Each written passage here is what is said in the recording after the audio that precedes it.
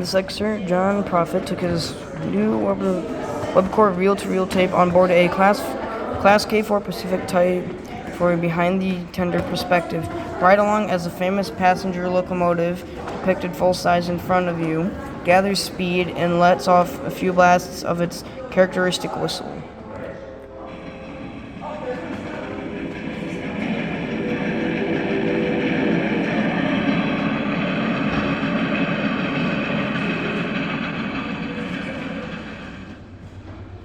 Here is an earlier wire recording from a T1 duplex 444 type. Visually unmistakable in its streamlined shell, this locomotive also stood apart in use of its poppet valves rather than the usual piston valve. Poppet valves contribute a special sound to the exhaust, as evidenced by this T1 leading the Metropolitan upgrade on Horshoe Curve in 1949.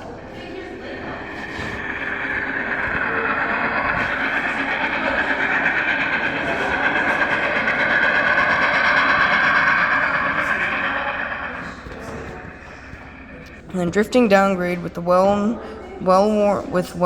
bearings and bushings, Pennsy locomotives produced a distinct clank and ring of drive rods. This 11-2-10-0 decapod holding a work train down the curve demonstrates the characteristic sound.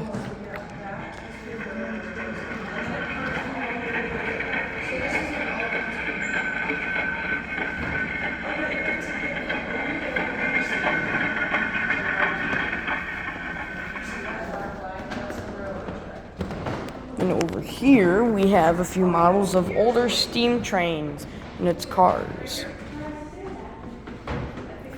The top is the first Pullman sleeping car. The Pullman Company set new, more luxurious standards for all the railroads that leased its cars. Pullman added a 1.5 feet to the standard 6 to 7 foot headroom. The cars were 10 feet longer and wider than prevailing equipment, forcing some roads to rebuild passenger loading platforms. The middle is a illustration documents the first livestock car used by the Pennsylvania Railroad in 1854. And the bottom is a June 1905 class E2442 steam engines, number 7002, made up lost in time on the inaugural westbound run of Pennsylvania Special, New York to Chicago. Based on passing times reported by Tower Operations, the train speed was estimated at 127 miles per hour, a would-be record that was never verified.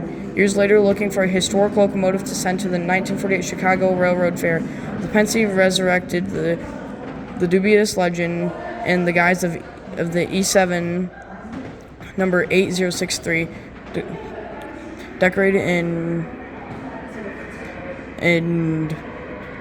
dang, I lost my spot. Are you having fun, Aiden? Yes, doctored and renumbered the impersonated to impersonate the real 702 railroad, which the railroad had previously scrapped. The second 07002 is now at the Railroad Museum of Pennsylvania in Stratford. Deception aside, the 7002-8063 still represents a major Pennsy passenger locomotive type engaged in daily traffic over Horshoe Curve in the early 1900s. Here's some more pictures of the trains here. Let's see, here we have different locomotive type, passenger car types and other cargo types.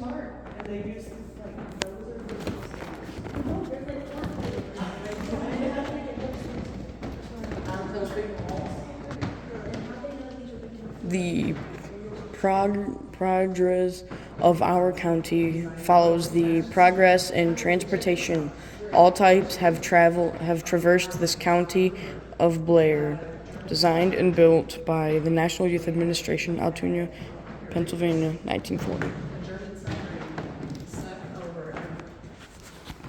Here is maintaining the curve. Curves have always represented a special set of track problems for track maintenance crews. Horshoe Curve is an extreme case because the curve is so tight. In engineering terms, the tightest part is 9 degrees. 25 minutes is the sharpest of all curves. in Philadelphia, Pittsburgh main line. When steam trains descended the curve, frequent application of the brakes would cause sparks to fly. Friction would grind away at the sides of the rails enough to change their shape. The rails on this platform show this kind of wear, whereas severe weather would require the rails to be transposed. The outside rail was moved to the inside, and vice versa, yielding twice the use out of each piece of rail. The 1920s, a rail on Horshoe curve could only expected to last only 10 months before it was transposed. For comparison, the same quality of a rail on a straight level track could last as long as 20 years. Today, rail wear is reduced through use of better grades of steel, also improvements in locomotive design, dynamic braking, and pressure maintaining the valves. Produce steady, even braking, reducing the need for the engineer to reapply the brakes while descending the grade. The screeching you may hear as the train sounds the curve today is more likely to come from the long cars negotiating the tight radius. This is what the rails look like now.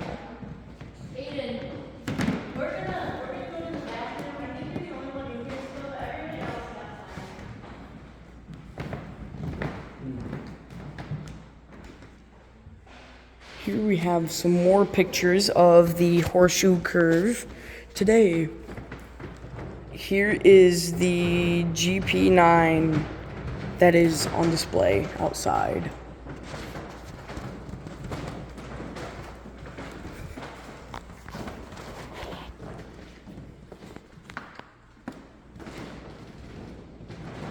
Here we have a model of the railroad lines.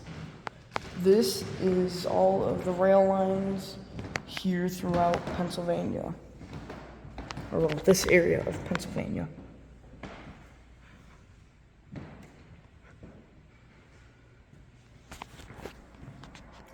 Here, this is what the men who built the curve.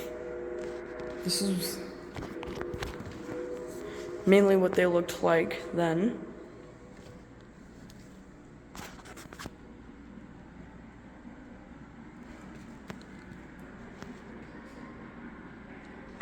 Just like that.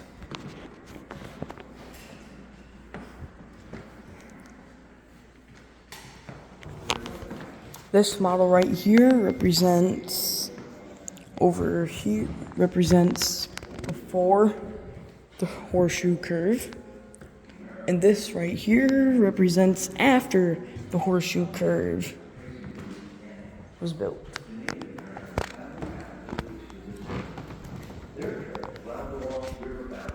And connected with the passes that gave the easiest crossing of the Allegheny Mountains. The 1700s